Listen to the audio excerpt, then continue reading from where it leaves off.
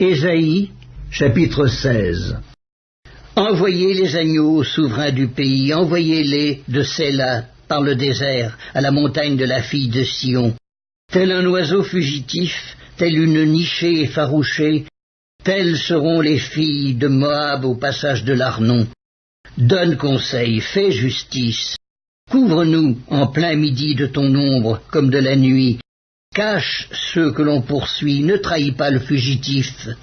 Laisse séjourner chez toi les exilés de Moab, sois pour eux un refuge contre le dévastateur. Car l'oppression cessera, la dévastation finira, celui qui foule le pays disparaîtra. Et le trône s'affermira par la clémence, et l'on y verra siéger fidèlement dans la maison de David un juge ami du droit et zélé pour la justice. Nous entendons l'orgueil du superbe Moab, sa fierté et sa hauteur, son arrogance et ses vains discours. C'est pourquoi Moab gémit sur Moab, tout gémit. Vous soupirez sur les ruines de Kir-Hareset, profondément abattues, car les campagnes de Hesbon languissent. Les maîtres des nations ont brisé les ceps de la vigne de Sibma, qui s'étendait jusqu'à Jaézer, qui errait dans le désert. Les rameaux se prolongeaient et allaient au-delà de la mer. Aussi je pleure sur la vigne de Sibma, comme sur Jaézer. Je vous arrose de mes larmes, Hesbon, Éléalé, car sur votre récolte et sur votre moisson est venu fondre un cri de guerre.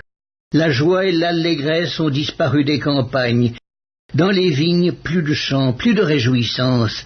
Le vendangeur ne foule plus le vin dans les cuves. J'ai fait cesser les cris de joie.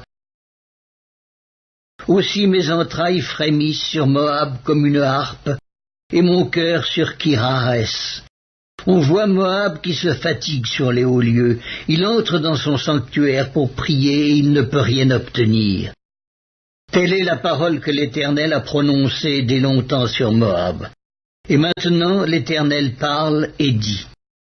Dans 3 ans, comme les années d'un mercenaire, la gloire de Moab sera l'objet du mépris, avec toute cette grande multitude. Et ce qui restera sera peu de choses, presque rien.